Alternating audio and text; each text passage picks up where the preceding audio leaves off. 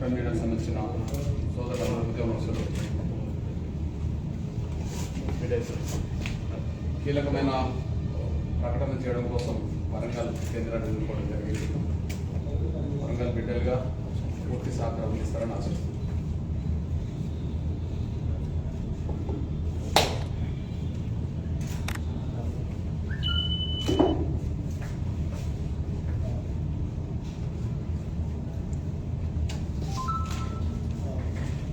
SC రిజర్వేషన్ల వర్గీకరణకు చట్టబద్ధత కల్పించే విషయంలో కేంద్ర ప్రభుత్వం ఒక స్పష్టమైన నిర్ణయం ప్రకటించి హైదరాబాద్కు రావాలని, అట్లా ప్రకటించి హైదరాబాద్కు వస్తే మాకు అభ్యంతరం లేదని, ఎస్సీ రిజర్వేషన్ల వర్గీకరణ మీద కేంద్రం సానుకూలమైన ప్రకటన చేసి రాకపోతే జూలై 2, జూలై 3న హైదరాబాద్లో బీజేపీ జాతీయ కార్యవర్గ సమావేశాలని 100కు 100% అడ్డుకొని తీర్థమనే విషయం మేము స్పష్టం చేస్తున్నాం.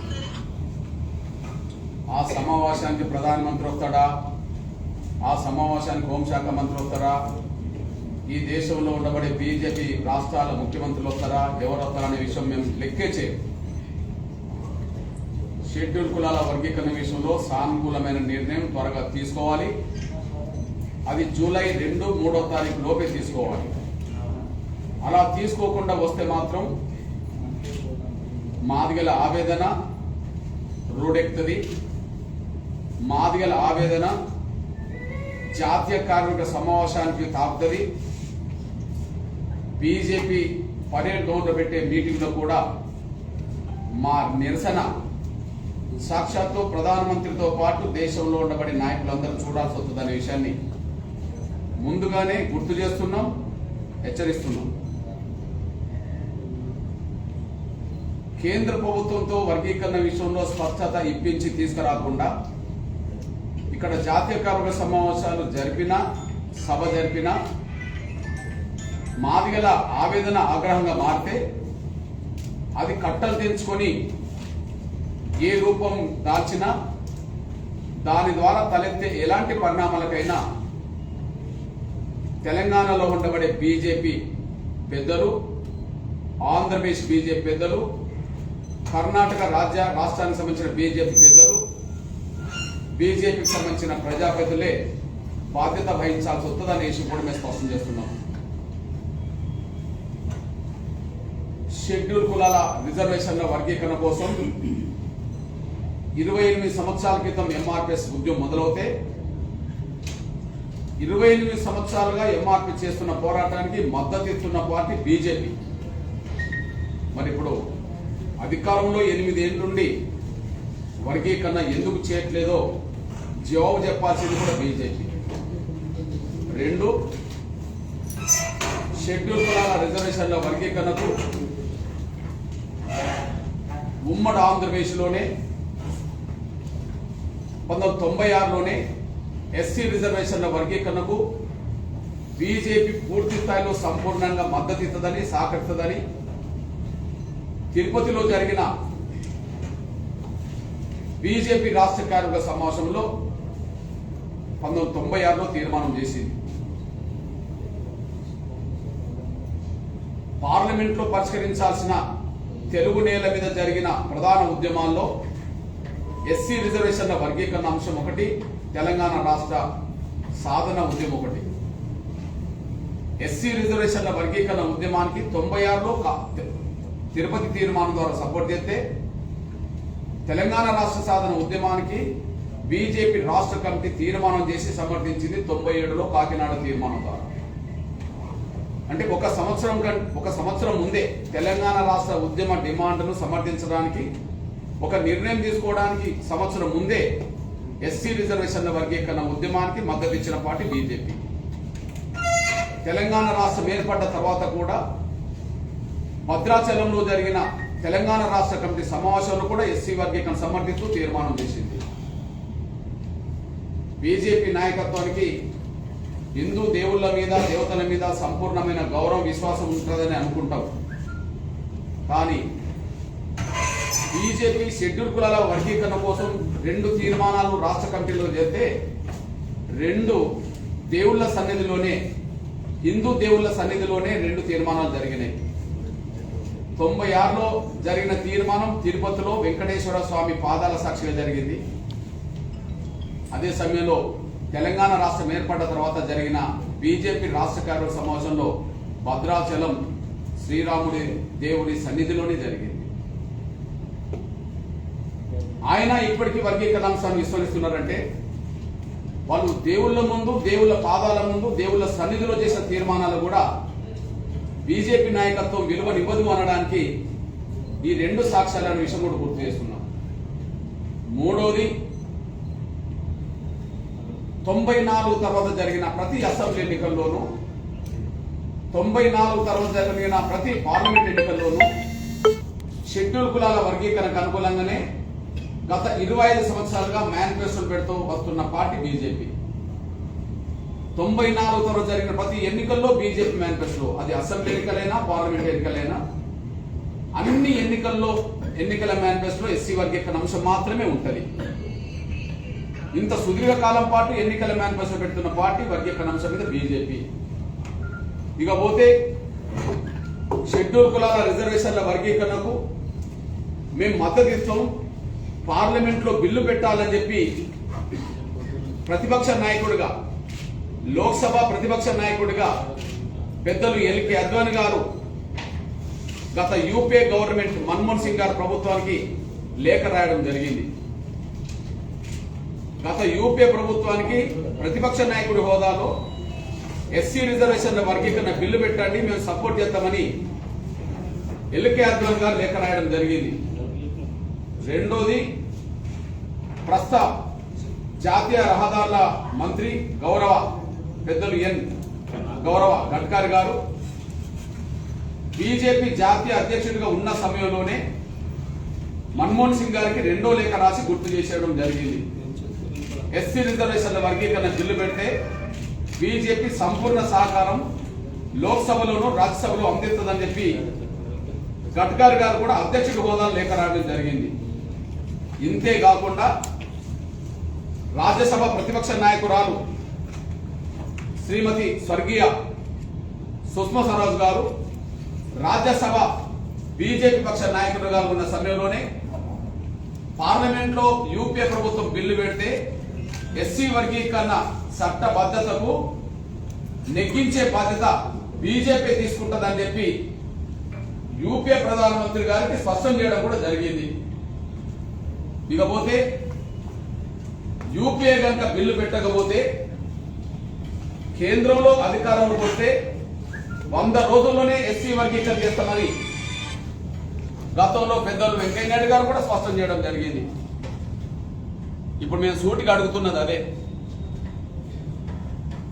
కేంద్రంలో అధికారంలోకి వస్తే 100 రోజుల్లోనే వర్గీకరణ చేస్తామన్న బీజేపీ 8 ఏళ్లుగా అధికారంలో ఉండి లోక్సభలో రాజ్యసభలో వాళ్ళకు అవసరమైన బిల్లులన్నీ పాస్ చేసుకుంటూ ఎస్సీ వర్గీకరణ బిల్లు ప్రవేశపెట్టకపోవడం అనేది ఇది మాదిగల్ని బీజేపీ ప్రభుత్వం వంచింది అనడానికి, వంచిస్తుంది అనడానికి ఇది సాక్ష్యం. ఎస్సీ రిజర్వేషన్ల వర్గీకరణ విషయంలో మీరు పార్లమెంట్లో బిల్లు పెట్టనప్పుడు మేము అడుగుతున్న సూటిగా ప్రశ్నలకు తెలుగు నేల మీద ఉన్న బీజేపీ పెద్దలు, జాతీయ స్థాయిలో ఉండబడే బీజేపీ పెద్దలు కూడా జవాబు చెప్పాలి. తెలుగు నేల మీద ఉన్న బీజేపీ పెద్దలు, జాతీయ స్థాయిలో ఉండబడే బీజేపీ పెద్దలు జవాబు చెప్పాలి. ఒకటి, ఎస్సీ వర్గీకరణ అమలు చేయలేనప్పుడు మీరు 28 ఏళ్లుగా ఎస్సీ వర్గీకరణ జరగాలని చెప్పి ఎందుకు మద్దతు ఇచ్చుకుంటూ వచ్చారు?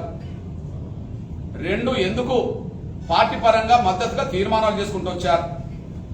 3, ఎందుకు 25 ఏళ్లుగా ఎన్నికల మేనిఫెస్టోలో వర్గీకరణ అంశాన్ని పొందుపరుస్తూ వచ్చారు? 4, గత యూపీఏ ప్రభుత్వానికి ఎందుకు లేఖలు రాసుకుంటూ వచ్చారు? యూపీఏ బిల్లు పెట్టకపోతే మేమే బిల్లు పెడతామని చెప్పి ఎందుకు హామీలు ఇచ్చుకుంటూ వచ్చారు? 28 సంవత్సరాలు జరుగుతున్న ఉద్యమంలో మేము చేసే ప్రతి ధర్నాలోనూ, మేము పెట్టిన ప్రతి సభలోనూ మీరు ఎందుకు పాల్గొంటూ మద్దతు ఇచ్చుకుంటూ వచ్చారు? నమ్మించడానికి అవుతే అది నమ్మక ద్రోహం అవుతుంది, అమలు చేయడానికి అవుతే మీరు చిత్తశుద్ధిని చాటుకోవడానికి ఇప్పటికైనా ప్రయత్నం చేయాల్సి ఉంటుంది. మేము అందరి దగ్గరికి మా సమస్యలు తీసుకెళ్తున్నాం. ప్రధానంగా ప్రధానమంత్రిగా పనిచేస్తున్న నరేంద్ర మోడీ గారు ఎన్నికల సమయంలో హైదరాబాద్ నగరానికి వచ్చినప్పుడు పెద్దలు వెంకయ్య నాయుడు గారి సమక్షంలోనే ఎస్సీ వర్గీకరణ మీద ఖచ్చితంగా మా సహకారం అందిస్తామని చెప్పి నరేంద్ర మోడీ గారు స్పష్టం చేశాడు. ఎస్సీ రిజర్వేషన్ల వర్గీకరణ మీద మేము ముందుకు సాగుతామని చెప్పి అమిత్ షా గారు కూడా ఒకసారి వెంకయ్య నాయుడు గారి ఇంట్లో స్పష్టం చేసుకుంటూ వచ్చారు. ఇవి రెండు సాక్ష్యాలు. ఇది నరేంద్ర మోడీ గారిని కలిసినప్పటి సందర్భం, అదే సమయంలో ఇది అమిత్ షా గారిని కలిసినప్పటి సందర్భం. ఎస్సీ రిజర్వేషన్ల వర్గీకరణ కోసం ఇంత సుదీర్ఘ పోరాటం దేశంలో ఎక్కడ జరుగుతలేదు. ఏ సామాజిక ఉద్యమం 3 దశాబ్దాల పాటు ఎక్కడ నిలబడలేదు. కానీ అలుపెరగని పోరాటం చేస్తున్నామంటే పోరాటంలో ధర్మం ఉన్నదని చెప్పి అందరూ ఒప్పుకోవడమే కాకుండా ఈ పోరాటానికి మద్దతు ఇచ్చి గెలిపిస్తామని చెప్పి అందరూ అనడంతో ఈ ఉద్యమాన్ని మా పోరాటాన్ని కొనసాగిస్తున్నాం. కానీ పోరాటానికి శాశ్వత పరిష్కారం వెతకాల్సిన బీజేపీ అది నిర్లక్ష్యం చేస్తున్నది. అది మోసపూరితంగా తప్పించుకునే ప్రయత్నం చేస్తుందనే విషయం రుజువుతుంది. ఇకపోతే లోక్సభలో రాజ్యసభలో వాళ్ళకు మెజారిటీ ఉండడం వల్ల లోక్సభలో ప్రవేశపెట్టిన ప్రతి బిల్లును సంపూర్ణ మెజారిటీతో పాస్ చేసుకుంటున్నారు. రాజ్యసభలో కూడా ఏ బిల్లు వీగిపోకుండా అందరి సహకారంతో వాళ్ళు పాస్ చేయించుకుంటున్నారు. కానీ ఒక ఎస్సీ వర్గీకరణ బిల్లు మాత్రమే ఇంతవరకు ప్రవేశపెట్టలేదు. వాళ్ళు తలుచుకుంటే ఆగమేఘాల మీద బిల్లులు రూపకల్పన చేస్తారు, బిల్లులను పార్లమెంట్లో ప్రవేశపెడతారు, బిల్లులను ఆమోదం తెచ్చుకుంటారు. అలా నిర్ణయం తీసుకోవడానికి, ప్రవేశపెట్టడానికి, ఆమోదం తీసుకోవడానికి 24 గంటల్లోనే చేసిన సందర్భాలు కొన్ని విషయాలు ఉన్నాయి. ఈ దేశంలో అగ్రకులాల పేదలకు 10% రిజర్వేషన్ ఇచ్చే బిల్లు తయారు కావాలంటే 2 అడ్డంకులను అధిగమించాలి. సుప్రీంకోర్టు జడ్జిమెంట్ ప్రకారం ఎలాంటి రిజర్వేషన్లు అయినా 50% మించొద్దని. అదే సమయంలో సామాజిక వెనుకబాటు, విద్యా వెనుకబాటు ఆధారంగా ఇచ్చే రిజర్వేషన్లకు భిన్నంగా ఆర్థిక వెనుకబాటును కూడా పరిగణనలో తీసుకొని రిజర్వేషన్లు ఇవ్వాలంటే ఈ 2 ప్రక్రియలు పార్లమెంట్ లో ముందుకు సాగాలంటే రాజ్యాంగ సవరణలే పరిష్కారం. అట్లాంటి జటిలమైన రాజ్యాంగ సవరణ తీసుకురావడానికి బీజేపీ నిర్ణయం తీసుకుంటే ఈ రోజు బిల్లు ప్రవేశపెట్టడానికంటే ముందు నిన్నటి వరకు దేశానికి, ప్రతిపక్షాలకు, మీడియాకు తెలియదు. అంత అత్యంత ప్రాధాన్యత గల అత్యంత జటిలమైన బిల్లులు ప్రవేశపెట్టడానికి ముందు ప్రతిపక్షాలకు తెలియదు, మీడియాకు తెలియదు, సొంత పార్టీలో ఉండబడే మెజార్టీ శ్రేణులు కూడా తెలియదు. ఆయన ఇద్దరు అనుకొని బిల్లును పాస్ చేసుకోగలిగారు. నరేంద్ర మోడీ గారు, అమిత్ షా గారు అనుకుంటే నిర్ణయం జరిగింది, కేబినెట్ ఆమోదం పొందింది, రాజ్యసభలో, లోక్సభలో ఆమోదం పొందింది, రాష్ట్రపతి ఆమోదం కూడా పొందింది. అంటే 24 గంటలు, 48 గంటల్లోనే జటిలమైన బిల్లును కూడా పాస్ చేసుకోవడానికి శక్తి ఉండబడే బీజేపీ ఎస్సీ రిజర్వేషన్ల వర్గీకరణ బిల్లు ఇచ్చిన మాట ప్రకారం ప్రవేశపెడితే, ఎస్సీ రిజర్వేషన్ల వర్గీకరణ బిల్లు ఇచ్చిన మాట ప్రకారం ప్రవేశపెడితే సంపూర్ణ మెజారిటీతో రాజ్యాంగ సవరణ జరగడానికి అవకాశం ఉన్నది. బీజేపీ ప్రవేశపెట్టడమే తర్వాయి ఆటోమేటిక్ ఆమోదం పొందుతుంది. దానికి కారణం ఏంటంటే బీజేపీ ప్రవేశపెడితే, ఎగ్జాంపుల్ తెలంగాణ రాష్ట్ర ఏర్పాటు బిల్లు అప్పుడు అధికార పార్టీ ప్రవేశపెడితే బీజేపీ మద్దతుతోటే తెలంగాణ బిల్లు పాస్ అయింది. అట్లనే ఎస్సీ రిజర్వేషన్ల వర్గీకరణ బిల్లు బీజేపీ ప్రవేశపెడితే ఆటోమేటిక్ గా కాంగ్రెస్ పార్టీ మద్దతు ఉండక తప్పదు, బిల్లు ఆమోదం పొందక తప్పదు. దానికి కారణం ఏంటంటే కాంగ్రెస్ పార్టీ ఎస్సీ వర్గీకరణ సమర్థిస్తూ అసెంబ్లీలో తీర్మానం చేసింది. రాజశేఖర్ గారు ముఖ్యమంత్రి ఉన్నప్పుడు, కేంద్రంలో యూపీఏ గవర్నమెంట్ ఉన్నప్పుడే ఉషా మేర కమిషన్ పడ్డది. కమిషన్ రిపోర్టును అమలు జరగాలని చెప్పి కాంగ్రెస్ పెద్దలు లేఖలు కూడా రాశారు. రాజశేఖర్ గారి నుంచి మొదలుకుంటే, కిరణ్ కుమార్ గారి నుంచి మొదలుకుంటే, రోషే గారి వరకు యూపీఏ గవర్నమెంట్ కు లేఖలు కూడా రాశారు. అంతేకాదు ఇప్పుడు యువ నాయకుడుగా పిలువబడుతున్న రాహుల్ గాంధీ గారు ఎస్సీ రిజర్వేషన్ల వర్గీకరణ జరగాల్సిందేనని చెప్పి 3 సందర్భాల్లో ఓపెన్ గా మాట్లాడిండు. ఒకటి 2018 అసెంబ్లీ ఎన్నికల సందర్భంగా రాహుల్ గాంధీ గారు హైదరాబాద్ వచ్చినప్పుడు ఎడిటర్స్ మీట్లో పాల్గొన్న సమయంలో ఎడిటర్లు అడిగిన ప్రశ్నలకు ఎస్సీ రిజర్వేషన్ల వర్గీకరణ కాంగ్రెస్ పార్టీ సమర్థిస్తున్నది. ఎస్సీ రిజర్వేషన్ల వర్గీకరణ పరిష్కారం జరగడానికి వ్యక్తిగతంగా పార్టీ పరంగా మేము చొరవ తీసుకుంటామని చెప్పి తను మాట్లాడిండు.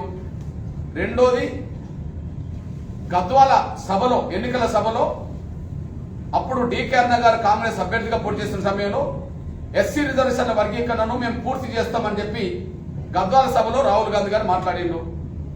మూడోది 2019 అసెంబ్లీ ఎన్నికల సందర్భంగా ఆంధ్రప్రదేశ్ అసెంబ్లీ ఎన్నికల సందర్భంగా సోదరులు రఘువీరారెడ్డి గారు పోటీ చేస్తున్న అనంతపూర్ జిల్లాలకు సంబంధించిన నియోజకవర్గం నుంచి అనంతపూర్ జిల్లాకు సంబంధించిన నియోజకవర్గం నుంచి పోటీ చేస్తున్నప్పుడు అక్కడ సభలో పాల్గొని కూడా ఎస్సీ వర్గీకరణ సమర్థిస్తూ మాట్లాడిండు. ఆ విధంగా 3 సందర్భాలు ఎస్సీ వర్గీకరణ కనుక మాట్లాడమే కాకుండా అసెంబ్లీ తీర్మానం చేసింది, కమిషన్ వేసింది కాంగ్రెస్ పార్టీ కనుక పార్లమెంట్ లో బిల్లు ప్రవేశపెడితే ఆటోమేటిక్ గా కాంగ్రెస్ మద్దతుగా తప్పదు. ఇకపోతే ఈ దేశంలో ఉండబడే అన్ని రాజకీయ పార్టీల శరద్ పవార్ గారి నుంచి మొదలుకుంటే, దేవగౌడ గారి నుంచి మొదలుకుంటే, ఒక రాష్ట్రం కోసం ఉద్యమం నడిపిన శుభశౌర్యం నుంచి మొదలుకుంటే, లల్లు ప్రసాద్ యాదవ్ నుంచి మొదలుకుంటే, శరద్ యాదవ్ నుంచి మొదలుకుంటే, పంజాబ్ అకాలీదళ్ నుంచి మొదలుకుంటే, అస్సాం గణపరిషత్ నుంచి మొదలుకుంటే, కేసీఆర్ నుంచి మొదలుకుంటే, చంద్రబాబు నాయుడు నుంచి మొదలుకుంటే అన్ని రాజకీయ పక్షాలు, సిపిఐ వర్ధన్ గారి నుంచి మొదలుకుంటే, సిపిఎం ప్రకాష్ కారత్ నుంచి మొదలుకుంటే ఈ దేశంలో ఉండబడే మెజారిటీ రాజకీయ పక్షాల మద్దతు వర్గీకరణకు ఉన్నది. గత ప్రభుత్వానికి బిల్లు పెట్టమని లేఖలు కూడా రాశారు. ఇట్లాంటప్పుడు ఇచ్చిన మాట ప్రకారం 28 సంవత్సరాలుగా ఎస్సీ వర్గీకరణ మద్దతున్న బీజేపీ తను ఇచ్చిన మాట ప్రకారం బిల్లు ప్రవేశపెట్టడమే తర్వాయి ఆటోమేటిక్ గా ఆమోదం పొందక తప్పదు.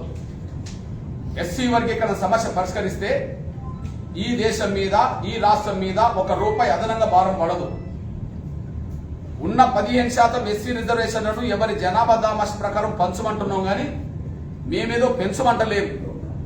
ఏదైనా పెంచమంటే భారం పడుతుందేమో కానీ ఉన్నది పంచడానికి ఏం భారం పడడానికి అవకాశం లేదు. ₹1 భారం పడని ఈ సమస్య పరిష్కారానికి 28 సంవత్సరాల పాటు మేము పోరాటం చేయాల్సి వస్తుంది. 28 సంవత్సరాల పాటు మద్దతు ఇస్తున్న బీజేపీ అధికారంలో 8 ఏళ్ళు ఉన్నది. 100 రోజుల్లోనే వర్గీకరణ చేస్తామన్న వాళ్ళు 8 ఏళ్లుగా మౌనంగా ఉండడం అంటే వాళ్ళ మౌనం, వాళ్ళ నిర్లక్ష్యం పతాక స్థాయికి చేరిందనేసి రుజువు అవుతుంది. అదే సమయంలో ఎస్సీ వర్గీకరణ సమస్య పరిష్కరించాలని కేంద్ర ప్రభుత్వం దృష్టికి నేరుగా తీసుకెళ్లడానికి ప్రతి పార్లమెంట్ సమావేశం జరిగిన ప్రతి సందర్భంలో మేము చెల్లో ఢిల్లీ పిలుపునిస్తే రోజుల తరబడి, వారాల తరబడి, నెలల తరబడి అక్కడ ఉద్యమాలు చేస్తూ వస్తున్నాం. ఢిల్లీలో ఒక రోజు ఉద్యమం చేయాలంటే ఎంతో కష్టం. అట్లాంటిది రోజులు, వారాలు, నెలల తరబడి, సంవత్సరాలు బట్టి చేస్తూనే ఉన్నాం. ఆయన కేంద్ర ప్రభుత్వానికి చీమ కొట్టినట్టుగా లేదు.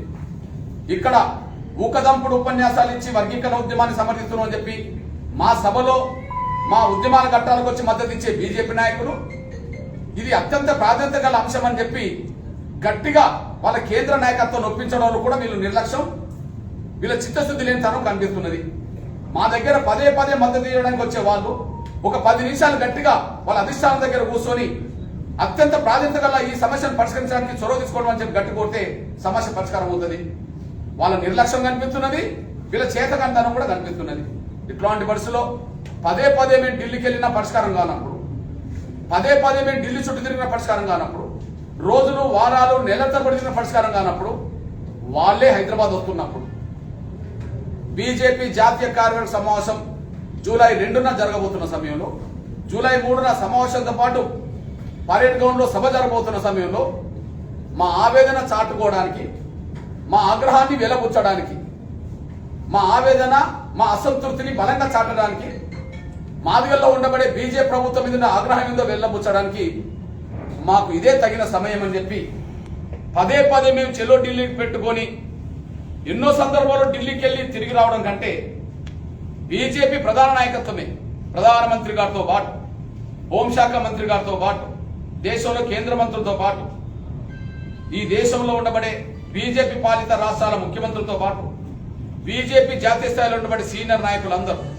బీజేపీని ముందుకు నడిపించే ఆర్ఎస్ఎస్ ప్రముఖులు కూడా హైదరాబాద్లో ఉండబోయే సమయంలోనే ఎస్సీ వర్గీకరణ అంశం మీద మా ఆవేదనను తెలియజెప్పడానికి, మా అసంతృప్తిని తెలియజెప్పడానికి, వర్గీకరణ బిల్లు కనుక ప్రవేశపెట్టకపోతే మా ఆగ్రహం ఏ స్థాయిలో ఉన్నదో తెలియజెప్పడానికే 2వ తారీఖు నాడు ప్రారంభం రోజే జాతీయ స్థాయిలో ప్రధానంగా సడక్ బంద్ పిలుపునివ్వడం జరిగింది.